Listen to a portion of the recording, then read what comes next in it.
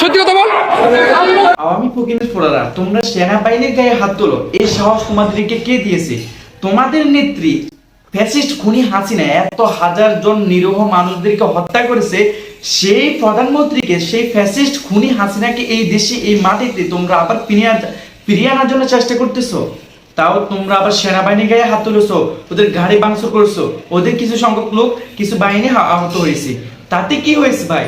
তাতে কি হয়েছে? যে সেনাবাহিনী তোমাদের ফ্যাসিস্ট খুনি হাসিনাকে তাড়াই দিছে বর্তমান ক্ষমতা থাকাকালীন, তারপরেও সে টিকতে পারে নাই। সেনাবাহিনীরা বলছিল তাকে চলে যেতে বাধ্য করেছিল সেনাবাহিনীরা। এক কথায় সেনাবাহিনী এখন বাংলাদেশের সবচেয়ে শান্তিপূর্ণ এবং সবচেয়ে ভালো একটা অর্গানাইজেশন। কিন্তু তোমরা তাদের গায়ে হাত তুলে একটা ভুল করেছো। কি ভুল করেছো এখন সেটা বুঝতে পারতেছো। পুরো গোপালগঞ্জকে এখন সেনাবাহিনীরা এমন অবস্থা করতেছে যে পুরো গোপালগঞ্জে এখন তোমরা আব্বা আব্বা ডাকিও কোনো কিছুই করতে পারতেছো না। মায়ের উপর ওষুধ নেই। এবার ঠেলা সামলাও, কিভাবে তোমরা সেনাবাহিনীকে সামাল দিবে এইবার তোমরা বুঝে নাও। সেনাবাহিনী গায়ে হাত দাও, তারপরে হিন্দুদের সাথে মিলে মিশে তোমরা কি করো? তোমাদের নেত্রীকে ফিরিয়ে আনার জন্য ষড়যন্ত্র করো। এই ষড়যন্ত্র আগামী 100 বছরও বাস্তবায়ন করতে পারবে না। কেন জানো? কারণ খুনিদের বিচার এমনই হয়। তোমার নেত্রী এই দেশে আসবে, তবে তাকে ফাঁসি দেওয়ার জন্য আনবে, ক্ষমতা দেওয়ার জন্য না।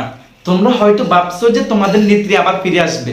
তোমাদের একটা যারা গোপালগঞ্জ একা, তোমরা তোমাদের নেত্রীকে আগের জায়গায়, আগের প্রধান চেয়ারে বসিয়ে প্রধানমন্ত্রী বানিয়ে দিতে পারবে না। পুরা 64 জেলার মধ্যে 63 জেলা হচ্ছে তোমার নেত্রীর বিরুদ্ধে স্লোগান দিয়েছে, পুরো ছাত্র সমাজ জেগেছে। তোমরা কি ভাবছো? তোমাদের যদি মাথায় জ্ঞান না থাকে তো তোমরা তো এমনই করবা।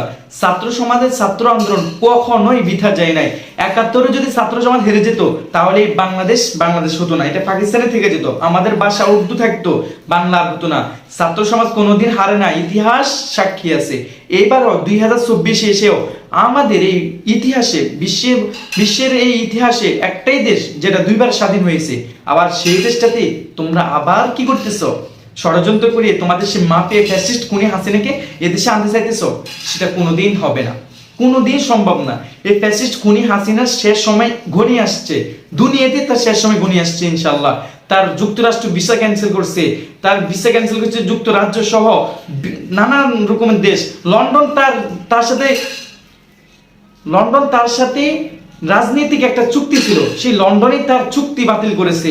এখন নরেন্দ্র মোদী তোমরা ভাবছো, আর শেখ হাসিনা নিজে ভাবছেন নরেন্দ্র মোদী হয়তো তার ঠাঁই দিবে।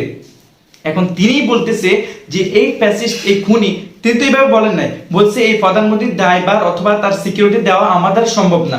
তার মানে কি? তোমাদের নেত্রী এখন কোথায় যাবে? কোথায় যাওয়া লাগবে না, তোমাদের নেত্রী তোমাদের কাছে আসবে।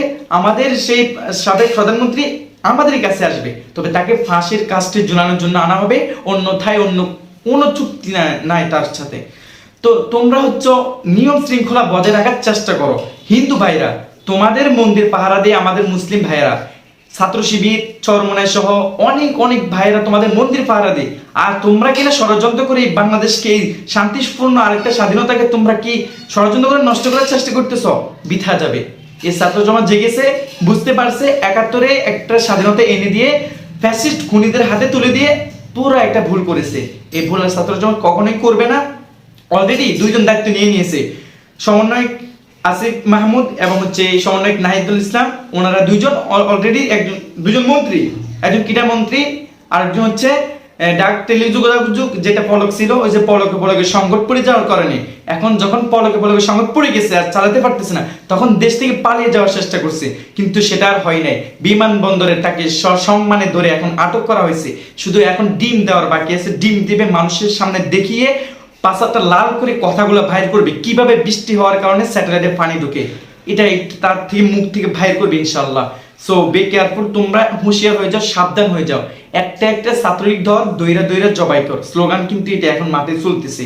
সো সবাই ভালো হয়ে যাও, আত্মসমর্পণ করো, সবাই হয়ে যাও, আমাদের সাথে মিলেমিশে ভালো হয়ে যাও চেষ্টা করো, তাহলে হয়তো বেঁচে যাওয়ার সম্ভাবনা আছে। সো হিন্দু ভাইরা, তোমরাও ষড়যন্ত্র করার চেষ্টা করবে না। তোমাদেরকে আমরা রেসপেক্ট করি। তোমাদের ধর্ম এটা ভিন্ন হতে পারে, বাট আমরা তো মানুষ। তোমাদেরকে যদি আমরা চাইতাম অনেক কিছু করতে পারতাম। তোমরা ষড়যন্ত্র করে আমাদের মসজিদে আগুন দিতে আসো, সেটাতেও তোমরা কি ব্যর্থ। সো নেক্সট কোন একটা কাজ করতে তোমরা ভাবি চিন্তা করবা।